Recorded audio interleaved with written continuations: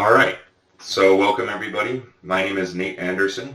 I'm with the Denver Squid. Everyone on the call now is a Squid, but we might share this training with folks who aren't in Denver or folks who are new to water polo. So we're recording this and we'll probably upload it to YouTube and share a link later. What we'll be looking at is a Google Slides presentation that you should have the link for. If you don't, stay tuned afterward and I'll send the link out. And we'll culminate in a cheat sheet, a one-page cheat sheet that'll have printed at the tournament, or you can print out at home, that I should have also given you the link for. If you don't have it, let me know. Some housekeeping stuff. This is designed for beginners, but it should also be appropriate for people who maybe are a little rusty. They've run the clock, but they haven't done it in a while. And all this material I intend to be open source, so there's some license details here. And I'm going to try to speak to water polo rules, so the rules of the USA Water Polo rule book, but I'm also going to point out where we are doing something different for our tournament. For example, a water polo period is 8 minutes. We are only going to have 6-minute long periods for the sake of time during our tournament. So this presentation is for both beginners and people with some experience. This presentation tries to do both the general water polo game and also the Rocky Mountain Oyster Fest tournament game, sort of modified rules, because that's coming up in a couple of weeks. And most of the audience are folks who want to volunteer at the time systems. Here is the slide where I tried to include all the links to those resources, including some really helpful how-to guides from a team in Canada. I believe they're called the Mavericks. They're just really well-constructed, slow, thoughtful YouTube videos with plenty of visual aids that explain a lot of the same stuff we'll be talking about today. So we'll jump right in, and I'll ask, when I change to a new slide, feel free to interject with a question. You can also save questions till the end, and then we can have sort of an FAQ section, or just an open discussion. So the first and most important thing in timekeeping is to understand there are two different clocks. There's the game clock and the shot clock. The significance of the game clock is it tells you how much more time there's left in the period. So water polo has 4 periods, also known as quarters. The Rocky Mountain Oyster Fest will have 4 periods as well. Although, as I said, while USA Water Polo periods are 8 minutes long, Rocky Mountain Oyster periods will be 6 minutes long. So the game clock runs down from, in our case, 6 minutes to 0. And it's coordinated with the shot clock. The shot clock tells you how much more time is left before the team who has the ball, or the offense, to shoot. And if they don't shoot before the shot clock reaches 0, they'll hear a loud buzzer, and that's a foul that results in turning over the ball to the other team. So you'll often see teams try a desperate shot in the last second, because if they don't shoot, they just need to hand the ball over to the other team, because they fouled, they run out of the shot clock. This is an example of what a game clock might look like. Traditional USA water polo periods are 8 minutes long, so the game clock might say 7 minutes and 59 seconds. Shot clocks, you only have 30 seconds. A team only has 30 seconds on their shot clock. So you're never going to see a shot clock in terms of minute. The shot clock might say 29 seconds, any number less than or equal to 30.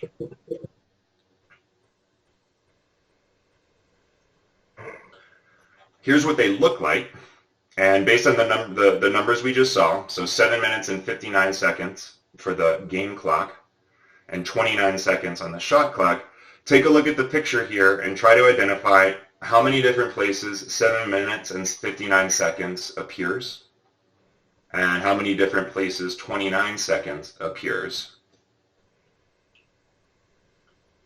The game clock, the 7 minutes and 59 seconds appears 3 times. Make sure you spot them all. And the shot clock also appears 3 times.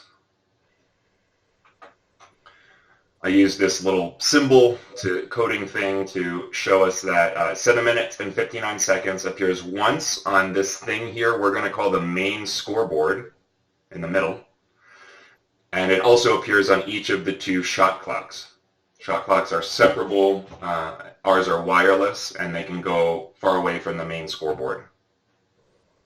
Likewise, the shot clock appears 3 times. Once in the middle on the main scoreboard, and again, as the most important thing on each of the 2 shot clocks on the side. In large, bold numbers, we see 29 seconds left. This is what a professional water polo game might look like. It will have one main scoreboard, that thing at the top, and it's supposed to have up to 4 shot clocks, 1 for each corner of the pool. Needless to say, at Rocky Mountain Oyster Fest, we don't have that much equipment. So this next slide shows how we've adapted to that. And it actually shows you the actual products we're going to be using that we'll review. They're just behind me in a second. Before we try to see what's wrong with this slide, notice how the main scoreboard at the top has a game clock in it, and it shows the score. And then we've got the shot clocks down at the bottom that show both the game clock and the score clock. We only have 2 of these shot clocks at the bottom, and I'll show you where they'll be placed in just a second. And just based on this screenshot and what we've learned so far, look at this number on the top. It says 20 minutes and 0 seconds, and try to tell me what 2 things are wrong with that number, particularly when you look at the shot clocks down below. If anyone wants to be recorded, go ahead and shout out the answers. Well, it's got too much time on it. That's right. 20 minutes is certainly too high. We're never going to get that high. Again, USA Water Polo is 8 minutes. We'll be doing 6-minute periods. So the game clock should never say 20 minutes. Good job, Jamie. And since it says 20 minutes at the top, even if that were correct, what should the shot clock say?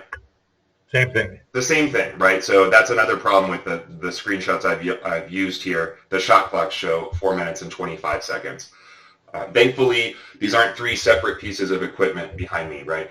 Whatever shows on the main scoreboard at the top will also show on the shot clocks. It'll sync up automatically. Again, we notice that we are going to have only 2 shot clocks, whereas some games might have 4. So we keep our main scoreboard with our main, I think it's called the officials table or secretary table, which is where the secretary sits. We're going to have a training on that next Monday, and the timekeeper sits. So the main scoreboard is together with the timekeeper and the secretary, and then there's the positioning of those, in our case, 2 shot clocks.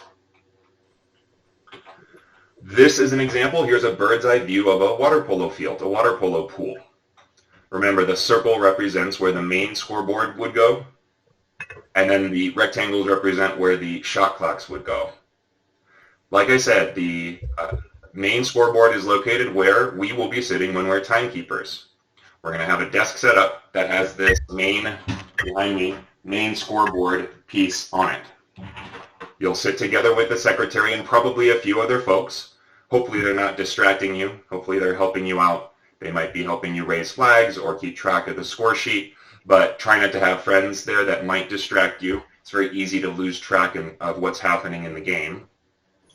So that's the table, the officials table up here. The shot clocks, notice the shot clocks are placed near the goals. And that's so when a player is facing the goal, they can, out of the corners of their eyes, see how much time they have left to shoot, right? So this is a bird's eye view of the field. Here's more of a 3D view of the Olympic Games. And you can see the officials table sort of elevated, where the timekeeper and secretary sit, and where the shot clocks would be. Now, since we don't have 4 shot clocks, and we have a pretty unique pool at the Rocky Mountain Oyster Fest, what will our layout look like? You might recognize this. It's a sort of bird's eye view of Carmody Rec Center, where we'll be holding the Rocky Mountain Oyster Fest tournament. And the water polo court is sort of in the back here, or bottom of that rec center in the pool area. And because it has this little warm-up appendage attached to it, we won't be able to, track the length of the field on this side of the pool with the warm-up. Therefore, we're going to set up the officials table on the other side of the pool where the circle is, and we'll put the shot clocks on that side of the pool as well, facing the players when they're shooting at their respective goals. And you can probably peek, if you're sitting at the table, peek sideways to see what your shot clocks show, although that shouldn't be necessary because you've got a panel of your own that shows you what everyone else is seeing on the front face of your clocks. All right, I'll pause for questions. Now we're going to shift gears into what are we doing? What are we actually doing? What are our responsibilities? And what's the machinery look like we're going to be operating? Any questions so far? Well, based on where the officials table are going to be, are the referees going to be walking in front of us? Good question. So Jamie's referring to this officials table and asked whether the referees will be walking in front of us. I imagine that yes, they will. In my experience, the referees like to be immediately next to the pool, and they go up and down the pool to follow the ball. And on our side, on the table side, they will be able to do that for the full length of the pool. The referee on the other side, as it happens, they won't be able to get all the way because of the warm-up appendage to this side of the pool, but they'll still try to track up and down.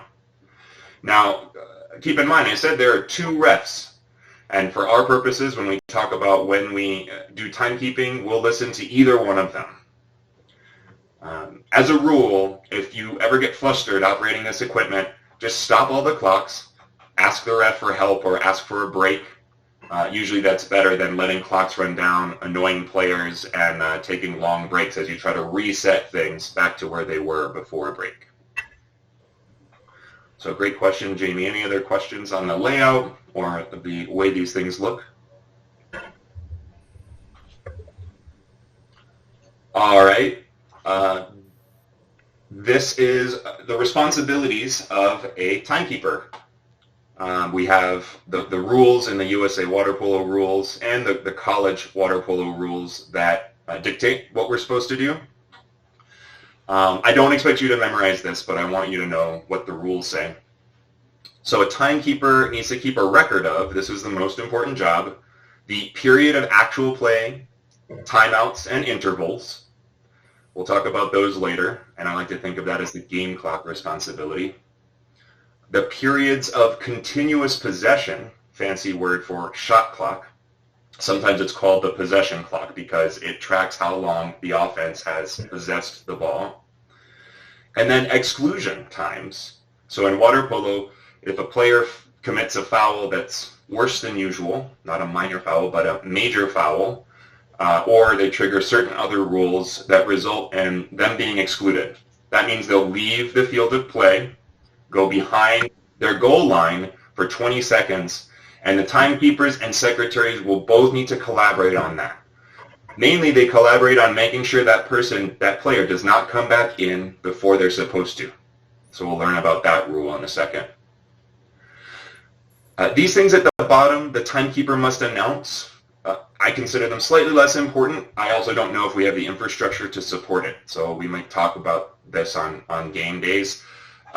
We're supposed to announce the last minute of the game. Usually that's some sort of a horn or some sort of someone talking on a loudspeaker to let us know about the last minute of the game. And it's not just periods, it's the game. So the last minute of the fourth period or fourth quarter. You can imagine, I guess that's important because teams might want to take timeouts, right? Their last chance to take a timeout or adjust their play a little harder, leave it all in the pool, that sort of thing. Then for timeouts, which are 1 minute long, we'll talk about that as well, we're supposed to announce some sort of a sound or loudspeaker when there's 45 seconds remaining in the timeout, and then when the timeout ends. So people have a sense of how much more time they have during a timeout. In my experience, the timeout isn't sufficient to have a whole sidebar discussion on strategy. Usually it results in just 1 minute of exhausted players trying to catch their breath. probably different at the professional level. So let's dive into that sort of the pedantic stuff, like what the rules say are responsibilities. Now I'm going to try to show you what you'll be staring at most of the time, most of the game, which is the scoreboard. The backside of what I have behind me is where our console will be. That's all you have to worry about is the backside of our main scoreboard. What we have here is an example of a console that I blew up, and not the console we'll be using. I just wanted you to be aware of some of the products we'll be using. As it turns out, this console is not what we received. We're borrowing this equipment from the Rocky Mountain Neptunes. Thank you, guys. And turns out the equipment's a little bit easier than that screenshot in the previous one. What I've got here is a graphic I made to show you very clearly what's on the backside of this scoreboard. So what you see on my shared screen is what you'll be operating. And I left certain parts blank because we won't really be using them, like this yellow splotch here. There are some buttons in this sort of upside down U-shaped thing, but I didn't show them here because I don't expect we'll need to use them. So we'll go through a few of the buttons. I try to go in order of the buttons I think you'll be pressing most frequently so that you know where the button is and when you should press it. First of all of this is about tracking time, and on the back of your scoreboard you will be able to see the same thing that the players and the audience are seeing in these shot clocks. So you don't need to peer over the side. What you see on the back of your console should be what's appearing on the front of the main scoreboard and the two shot clocks. Here in the center, I've outlined in pink the game clock, again showing 7 minutes and 59 seconds, although we know ours will count down from 6 minutes. And on the right, we see the shot clock, which is at our 29 seconds. It also shows you the score. This training isn't focused on the score, but you're probably going to help out in making the machines show what the current score is. So we'll review that as well. So look in these sort of digital display areas for the game clock, current clock, and the shot clock, current clock. And a lot of what people want to find out is it counting down or is it stopped? Because you want it to be one or the other. So look at the numbers, right? And if you see it count down and you intend it to stop, well, you'll need to stop it. Starting and stopping these things is what I probably 90% of the button you're going to be pressing while you're up there. That is this single button down here in the timer section. It's called timer, but I like to think of it as game clock.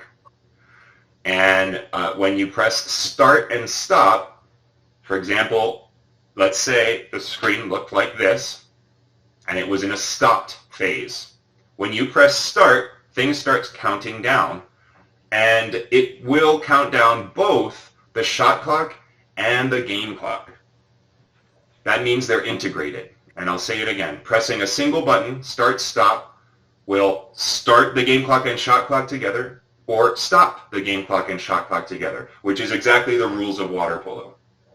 So the rules of water polo say shot clock stops on certain activities we'll review together, and game clock stops at those same activities.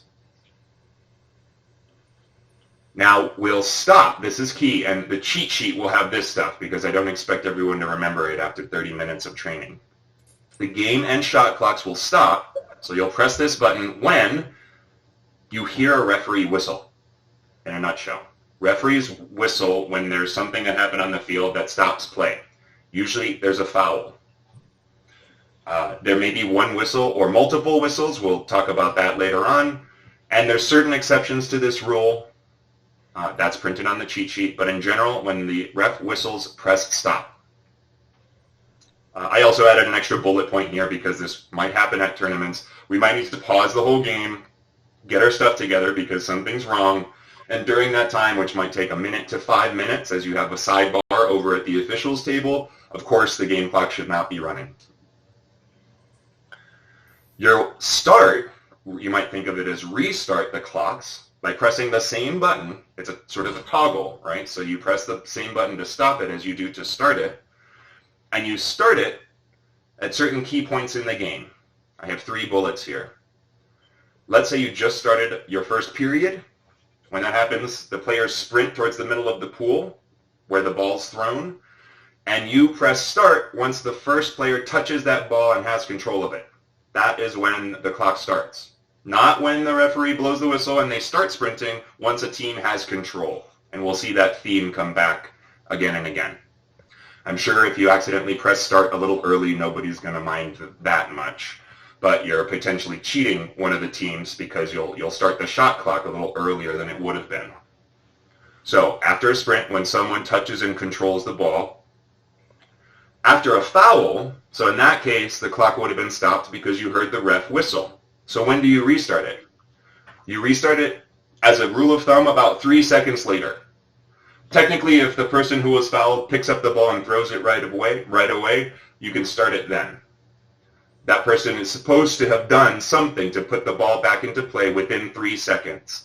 So I have here our general rule of thumb is after 3 seconds, definitely go ahead and start the game clock.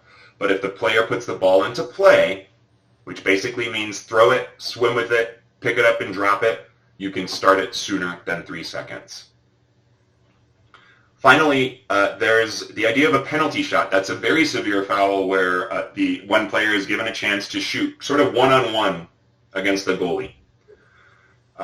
You might think, oh, they just get a shot, and if they miss or if they make it, either way, that's it. In fact, no. When they shoot, the ball might rebound, and then you just resume normal play.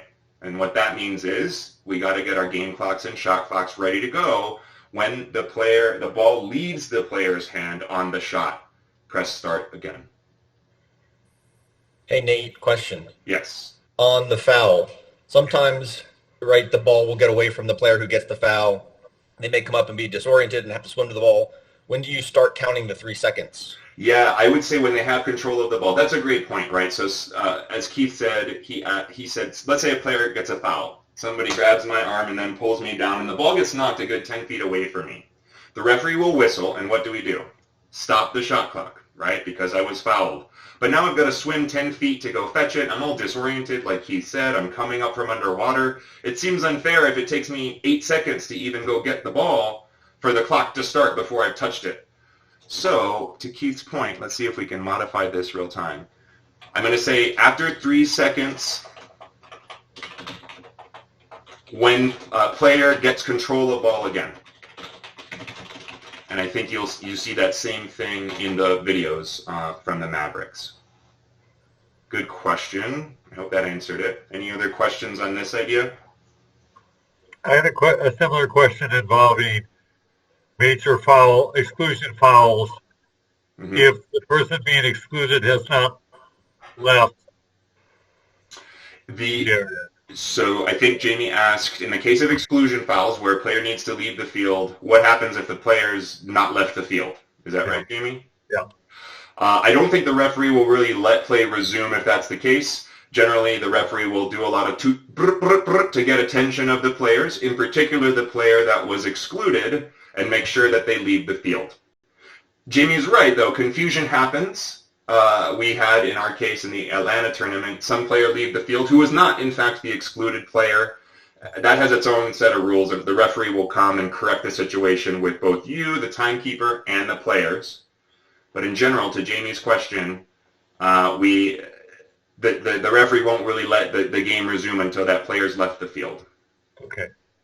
Now, it's particularly important for the secretary, not necessarily the timekeeper, but for the secretary to understand which player was excluded. The referee should hold a number above their head to indicate which player was excluded, like 7 or 3 or 10. Those are things we'll learn about in the secretary training. But it's helpful if you're watching the field, the timekeeper and secretary can help each other out by making sure they pay attention to what's happening on the field and any signals the ref is giving above their head. Timekeeper doesn't need to worry as much, but you might find you noticed something where your secretary had their head bowed down at the table. So try to help each other out. Okay, I'm going to move on to the start-stop button on the shot clock. You won't use this usually. right? Why? Because the game clock start-stop will take care of both the game clock and the shot clock. However, sometimes we have this thing where we let the game clock run, meaning we let it count down. Maybe it's at 7 minutes and 59 seconds, and we don't stop it for a foul. We might let it run down if we're in a crunch for time, like the games are going long, or I believe our tournament director, Orion, wants us to let the game clock run down if the score differential is more than 10. So if one team has 10 or more points than the other team, I think we let it run down because it might be a blowout of a game, and those are no fun for anybody. So for timing reasons or to avoid blowouts, sometimes we'll let the game clock run. You know, one time we do that is if the score difference is 10 or more. You and the secretary will know when that's the case. Or you might have Orion or a ref come over and tap you on the shoulder and say, let's let the game clock run, because they're trying to manage for time or blowouts, whatever. What that means is you let the game clock continue to tick down. You don't stop the game clock. All you stop and restart again is the shot clock. So if you find that's the case, that you want to let the game clock run down, just switch and toggle this button here on the right instead of the one on the left. One more shot clock. Are there going to be two of us operating this one manual, or one of us? I'm gonna try to schedule just one of you at this machine, but I expect you're probably gonna have a helper, like one of us four tournament committee members, like an Orion who is not playing in the pool, or myself if I don't happen to be playing. Orion's not playing at all. But to Jamie's question, I'm trying to train you all so you feel comfortable with only one person operating this timing equipment, and that's all I'm going to commit anyone to. That said, you can imagine how some of this you might break down and have two people at this machine, or three, or something like that. Right? There are different zones after all. And so if you have helpers and they know what they're doing, by all means, right? I'm not going to prevent you from getting help. One more, and then I'll pause again for questions. This is probably the third most frequent button you'll press. So the shot clock, teams tend to get anal about. They kind of might forget what the game clock is even saying, which is why we can let the game clock run down. But the shot clock belongs, remember, to one team or another. And that's their chance to score. And so if teams feel like they're being cheated of the shot clock, they will make their voices heard. And don't worry about it. Between you and the ref and a tournament committee member, we can figure it out. Don't take abuse from players. The idea behind resetting a shot clock is that in certain events, well, let's review. How long do you get to shoot the ball? We said that at the start, and the USA Water Polo amount is the same as what we'll be doing at the Rocky Mountain Oyster Fest tournament. Does anyone remember how long you have to shoot the ball? 30. That's right, 30 seconds. That can go fast, but it can also go slow. But there are certain events that give you back and reset that back to 30 seconds. So as if you get a whole new opportunity to shoot at the goal. So this is the third main area that cheat sheet lays out, and we'll review together what events allow you to reset the shot clock. You'll reset this shot clock when the period ends and restarts, of course. There needs to be a fresh 30 seconds on there at the start of any period. And remember, from a previous slide, you don't press start until someone, after the sprint, touches and controls that ball, right? But the shot clock must, of course, be at 30 seconds at the fresh period. A change of possession. So the shot clock's nickname is a possession clock, right? So if I've got the ball, I'm on offense, and Keith manages to, without fouling me, steal the ball from me and swim it back towards my goal, that's a turnover.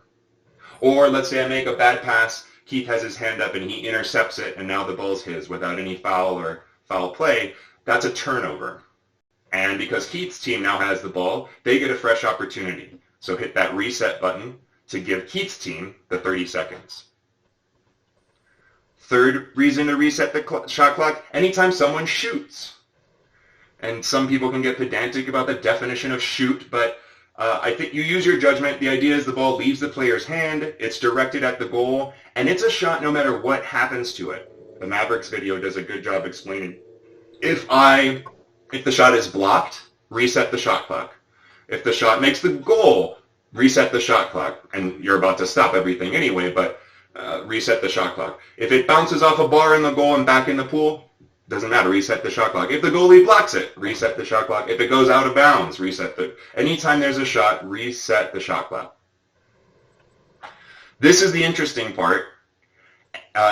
Anytime a team gets a rebound, if the ball is blocked and bounces back inside, or the ball bounces off the goal and bounces back inside, and some team, either one, gets that ball, gets the rebound, then the ball's back in play. Even if I just shot it and my team gets the rebound, I get a fresh 30-second opportunity. So watch that rebound, right? You're going to reset it at the shot itself, which I sort of consider as dead space until we see what happens, what's the result of the shot. And if the result of a shot is a rebound and I get possession again, or the other team gets possession, re-up that shot clock again to 30 seconds. Exclusion, which we just reviewed. That's when some player leaves the field. Generally, the referee whistles twice or 3 times for an exclusion to get attention, and generally they'll point at a player or signal their number and then point out to say you need to go to the exclusion area. When that happens, the team that was fouled, the team who doesn't have an excluded player, gets a fresh 30 seconds. And the last 2 points I hope we're not going to see during the tournament. If there's something called a brutality, the referee will do this. That's a very severe thing, and I hope we don't have them. Or if there's a disqualification, the referee will do this tumbling motion. That's also going to result in resetting the shot clock. I doubt very much we'll see those happen. So we're running 4 minutes over. If anyone needs to leave, by all means. I hope this PowerPoint will be helpful and the cheat sheet. I'll send the link out again. Or chat me on Spond or by email if you need. Otherwise, I think we've only got about 8 more slides, and they should go much more quickly now because we've touched the buttons that you're going to be, mainly using. Good opportunity to pause again. Any questions? Go ahead. Let's do Amber. Oh yeah, I was just wondering. Sorry if you already mentioned this, but for an exclusion. Yeah. Isn't the shot clock set to 20 seconds? Very good. So Amber may have been reading the rules, and here on this slide, she might be referring Oh, I see. Yeah, Rule 21.14. So I think this was a rule change in 2019 or something. And what Amber's saying is the shot clock doesn't get reset entirely to 30 seconds in certain cases. She described the one on the I think on the exclusion, it's supposed to only be reset to 20 seconds. We will not be doing that because we don't know how to make the equipment do that, right? The shot clock has a certain memory of what it resets to, and we don't have a sort of mode like reset to 30 or reset to 20.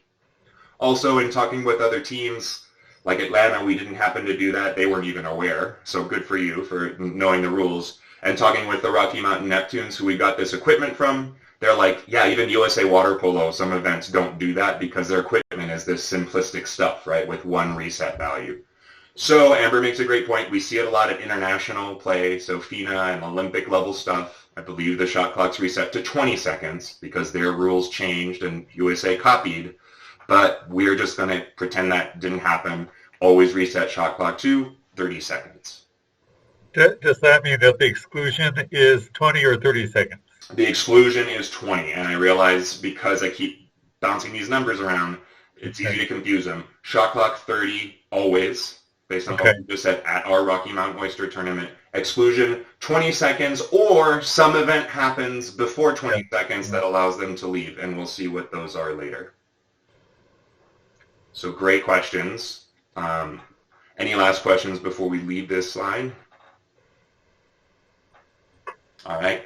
By the way, for Denver Squids, we will have this equipment at every practice from now till the tournament, and we're going to try to use this equipment while we scrimmage. And if you want to be if you want to operate this equipment, come to practice and let me know. Now should go a little faster, and it's simpler stuff. Now, the timekeeper's responsibility doesn't include tracking the goal, but you're at the console anyway, which is where we do increment the score if some team or another scores. So chances are you're going to be the one pressing the button.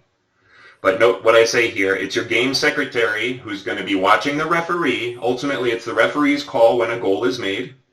The ball needs to completely pass over the goal line inside of the goal. And the timekeeper should make a note that says there was a goal. All you're going to do is note which team got the goal and press +1 on the appropriate side.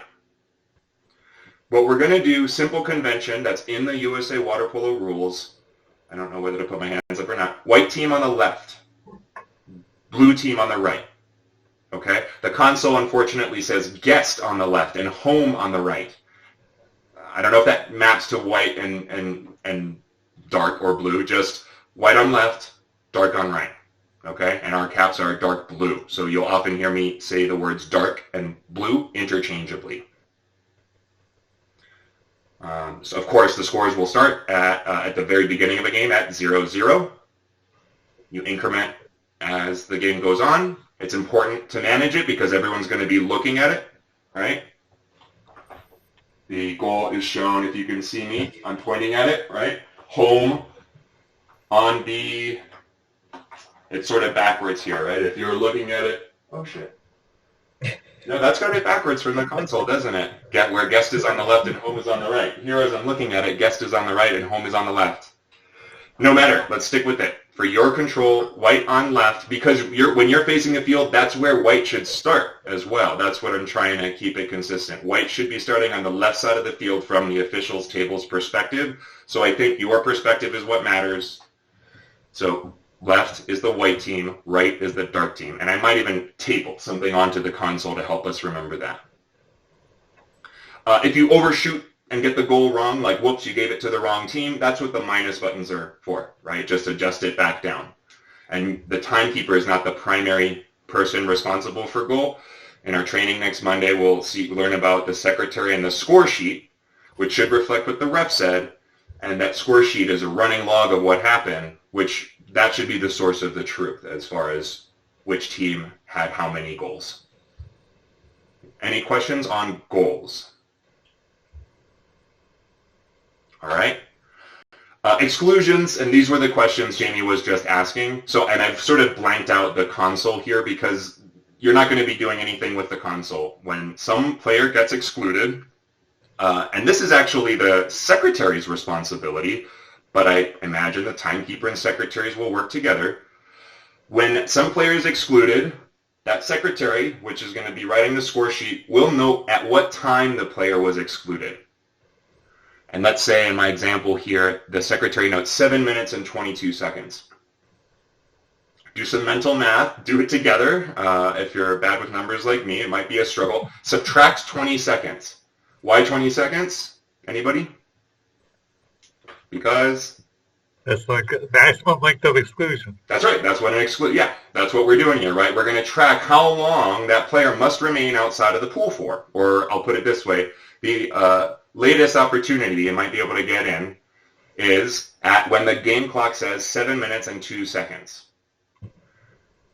So someone might make a note on the side of the paper. You might, if you've got a watch and you prefer that technique, you can let it run down. I don't recommend a separate watch because if the game clock stops for whatever reason, those 20 seconds also stop. You know what I mean? If a timeout happens, that timeout doesn't obliterate the amount of time that the player's got to resume back in the excluded zone. And when the game clock then resumes and counts down to 7 minutes and 2 seconds, then the secretary will wave the excluded player back in.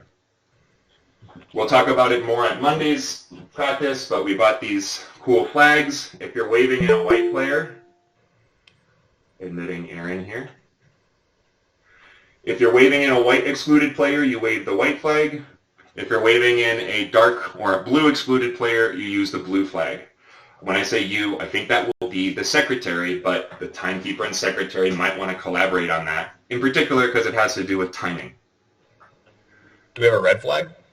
We do have a red flag and a yellow flag, so those are the 4 colors of flags. We'll talk about these later if you help me remember. I don't expect the timekeeper will ever really use these, but they are important.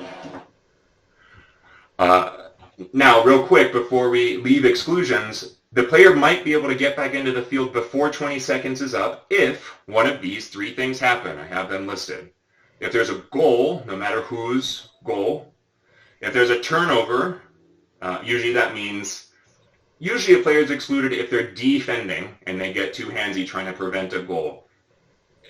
An offensive player can be excluded as well, let me be clear. But whoever gets excluded, the result is always going to be the other team gets the ball. And if that changes, if there's a turnover while they're excluded, that excluded player is allowed to get back in because their team now has control of the ball. And finally, if the excluded player's team, they might not have got the ball back, but they are themselves fouled, resulting in a free throw or a corner throw, that player is allowed back in. So basically, any time the play would kind of either end or kind of switch, the excluded player is allowed to get back in. If the 20 seconds already expired, they should get back in anyway, right? So it's whichever of these happens soonest. Does that make sense? All right. We're almost done. Timeouts are simple. They're 1 minute long. Some team will request them by making a classic T for timeout. I imagine the referee will probably blow a whistle to make it clear and make a T themselves. Stop the clock, right? At that point, the referee whistled, so you stop the clock during a timeout. The game clock and the shot clock won't run. I imagine that's true even if we're letting the game clock run, because a timeout is really dead space, right? It's interval space. Anyway, the timeout lasts 1 minute long, and you can't rely on the game clock to tell you when that 1 minute has gone up because the game clock is stopped. So this is a case where you really would use a separate timer, like your watch or an egg timer or something like that. Or, I don't know, count it down in your head. I know that's a lot to ask. If I can get an egg timer, I will. There's also, as we know in Carmody, timers that are just on the walls of the pool that are always running. They're completely unconnected to any of our time systems. So you can look at those, right, and do the math. And when the minute has tracked down, whistle. If you want to be extra good, whistle when there's 45 seconds left, and then whistle when it's done.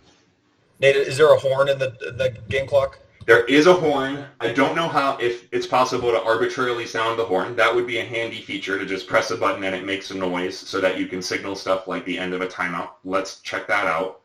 I know, since Keith asked, when a game clock counts down to 0 seconds left, so a period ends, there will be a horn. And when the shot clock hits 0 seconds, there will be a horn. So, and you don't need to do anything. That horn will happen automatically. It's quite loud. I think technically the game clock horn and the shot clock horn are supposed to be different sounds. I don't think that's true here, but let's find out if there's a way we can sound the horn for things like ending the timeout. I'm not sure about that. There usually is.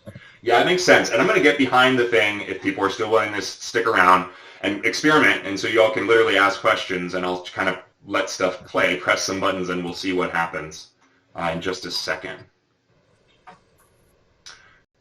When the period ends, there's these 4 dots, and we'll see them in a second. So you can make them go like 1, 2, 3, 4, so that the 4 dots will light up if you're in the 4th period, for example, or 1 dot will light up if you're in the 1st period.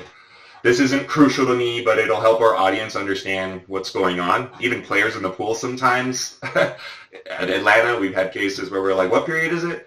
Oh, damn, I thought, it was still the 2nd period, or sometimes time moves slower than you think. So it's helpful for our players to see that. It's one of the less important aspects here because it's very easy to correct, and it doesn't sort of tick down like a game clock or a shot clock. You literally press the button, and it just toggles through 1, 2, 3, 4, then it goes back to 0, 1, 2, 3, 4. So just keep pressing it until you see the number of dots. That reflects what period you're in. If you've forgotten what period you're in, that's where your secretary's score sheet should help you out. This is the worst case scenario. There's a power toggle, so it literally turns off the scoreboard altogether. I'd say that's the nuclear option. I feel like I've had to use it for reasons I won't even explain here. So some of these buttons to set the period, the game clock in the first place, like adding a minute or subtracting a minute, adding a second or subtracting a second. I didn't review those with you all because I expect that to be done for you, right? I hope on the morning of the tournament, set the game clock to what? 6 minutes. And the shot clock to what? 30 seconds. And then nobody ever has to worry about that for the entire rest of the thing. Sometimes if people accidentally press plus or minus, maybe to fix an error or something like that, it resets their reset state. So long story short, don't press the power button and turn it off until you've made a note of what your thing says, scores, game clock, and shot clock. If you feel compelled to turn it off for whatever reason, don't write down what it says because it will forget. And then when it comes back on again, you can always readjust things back to either what it was before or some corrected value. I imagine a referee will do that for you, or Orion, the tournament director, will do that for you, or I will do that for you. So hopefully you don't have to press this button ever. Let's take a quick look at this cheat sheet. Trying to wrap up in the next maybe 5 minutes. I'm going to try to have this one-page sheet that reminds us of, remember, the 3 most important verbs. Stopping the clocks with that one button. Starting the clocks, which we use the same button. And for a shot clock, when to reset it. So you'll always have a rule if you have a doubt. It also mentions things like, what does a major foul sound like? 2 whistles. What is the definition of possession when some team has clear control of the ball? Excuse me. And up at the top, it will say our Rocky Mountain Oyster Fest specific conventions, like how long are our periods and things like that. I didn't mention it, but I think it's also the timekeeper's responsibility to track intervals between periods. So that's break time. When one period ends, they don't just launch right into the next period. They get 2 minutes of rest between the first and second period, 3 minutes of rest, and I think they have to change sides at the halfway point, and then, again, 2 minutes of rest between the third and fourth periods. And I'll probably add a slide in here. I'll ask for timekeepers to do the same trick they were doing for timeouts. Use an egg timer or their watch or the pool wall clock to track 2 minutes and signal to the referee when it's time to get back in the pool. So I'll have one of these cheat sheets printed out and probably taped to the table, and I underline the stuff at the top that if Orion wants to change in the middle of the tournament, he can just kind of cross it out to let you know that indeed there's been a change from him or the referee. And I think, lastly, for the tournament itself, these are the tournament committee members. We're all squids, I think, on this call when I look at the audience, but this is mainly for the benefit of other folks. But these are the main guys involved in the tournament, and so if you have any questions, try to find one of them. In particular, Orion, who many of you are probably familiar with, because he's the tournament director. He's the one making decisions like how long periods will last, and because of his shoulder injury, he won't be playing at all. So I hope, and he's said he'll try to have a high availability aside from, eating, taking breaks and stuff like that. All the rest of the 3 folks here will certainly help you if you see them on land, but they might be playing in one of the games. So that's the end of the presentation. I'm just going to get behind this equipment and operate it a little bit, and hopefully you can see that. Before I do, and this should only take a couple of minutes, just kind of having fun and watching it, any last questions from anyone who might want to leave? All right, then let me get behind here, and I'll just kind of narrate what I'm doing. I know it's a little blurry. I don't know how to make that better.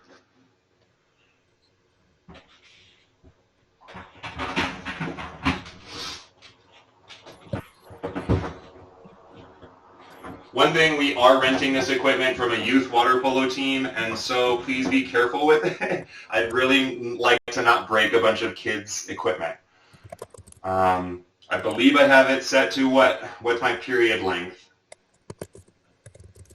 6 minutes, right? We see that reflected on both my main scoreboard and the shot clock. And then this scoreboard does not show the shot clock. Only the shot clock shows the shot clock, if that makes sense. Some scoreboards also have a shot clock here. That doesn't seem to be the case. You might say, what is this section? It says fouls. We're not going to use that. I'll probably put some paper over it. You might see these 4 dots here. That's what tells you what period you're in. So I'm going to press the set clear button once, and it'll give me 1 dot. If I press it again, again, again, and again, you see what happens, right? So not super crucial, but really nice to know what period we're in. Work with your timekeeper and remember to just bump that up anytime a period ends or you're starting the game. Everything that is shown here, I can also see here. So I shouldn't need to do any of this, right? That's another nice thing. Atlanta, some folks had to stretch their necks around and it was very anxiety-inducing.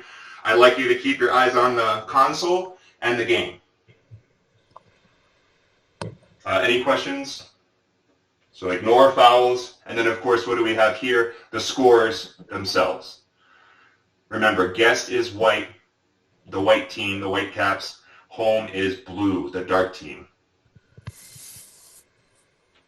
Okay, so I'm going to press the timer start stop button, the thing I'm probably pressing 90% of all my button presses. Watch what happens. Notice it takes a second to count down a second. Notice a very slight delay because there's a wireless connection between these things. Notice that both the game clock and the shot clock were started when I pressed start. And notice how the game clock is in sync between these two things. Now I'll press stop. You see what stop does? It just stops everything. When in doubt, stop stuff. If you're distracted and doing something else and you're not aware stuff is running down, stopping is always a safe option. Now I'll press start again, and stuff continues to run down. Now cover your ears, this is going to be loud. So what happened there? Shot clock ran out. Shot clock ran out. It went down to 0 seconds. Remember what happens then? That's a foul. So whoever had the ball must give up the ball. The other team gets the ball, and they get a fresh, what? 30 seconds. Fresh 30 seconds. Reset the shot clock. So I'm now going to press the reset shot clock button, and you see 30 seconds is back on the shot clock. I'll just press like 3 more buttons and we'll be kind of done. If you want to play, come to practices between now and the tournament, and you can see this stuff yourself. So again, I press start. Both of these count down together. And remember, in order to have them count down together, I'm pressing the timer start-stop button or the game clock start-stop button. If I only want to stop the shot clock, there's a separate shot clock start-stop button. I'll press that now. Notice what happened. What happened? The game clock continues to count down, but the shot clock, the amount of time they have left to score, is preserved. Remember, we might do this. This is called letting the game clock run down, which is not an official concept at all, as far as I'm aware. But we might do it at the Rocky Mountain Oyster Fest so that if, for example, games are running long, there's a lot of start-stop buttons. It's easy to get confused. We might let the game clock run if we're in a crunch for time, or remember our policy from Orion, I believe himself, if one team has 10 or more points than the other, I think we're like, that's going to be a blowout where one team really dominates the other, so we let the game clock run down because we assume one team will win, and it's no fun to have a game like that, I think is the rationale. I just bumped up a score to 10, but nobody actually shot. Remember, you can also minus the score back down again to correct stuff. As you can imagine, players get very upset if they think the shot clock is wrong or if they think the score is wrong. They don't get as bothered if the game clock gets run down. So be most sensitive to the shot clock, I would suggest. All right. That's it for now. Any questions? So I have a question in terms of resetting the shot clock. Are there situations where you'll reset them multiple times in a short period of time? What I'm thinking is, for example, on the practice on Tuesday, someone took a shot, bounced off the goalie's face, flew out into the water. So I assume when it leaves the shooter's hand, it resets.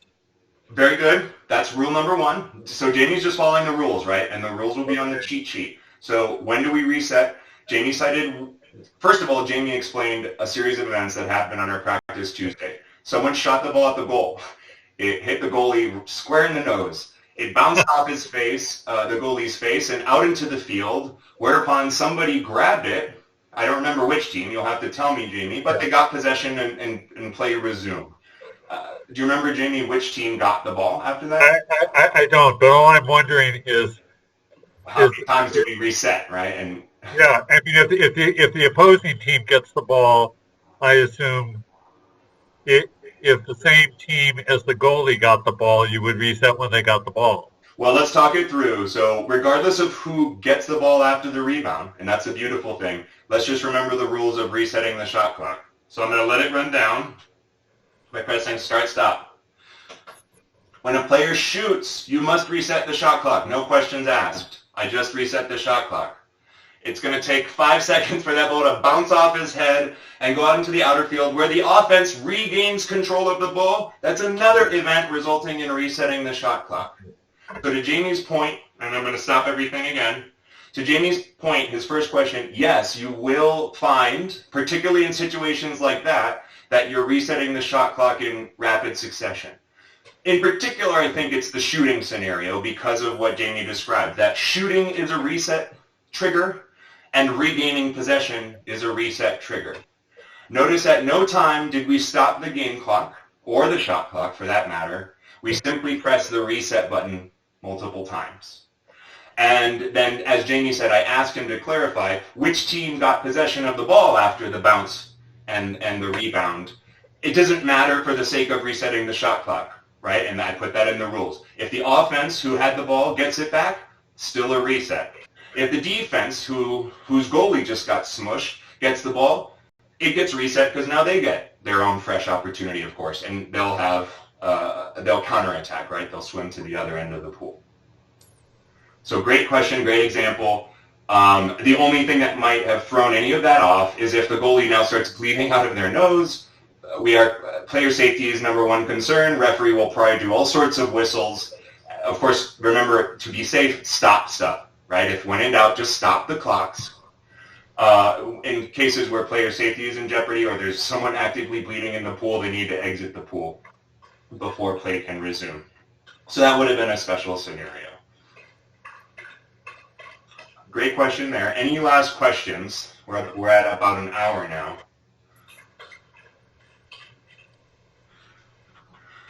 All right. Well, thank you everybody for coming and for volunteering. A lot of you have volunteered to be timekeepers. I hope this helps. We'll find out at the tournament.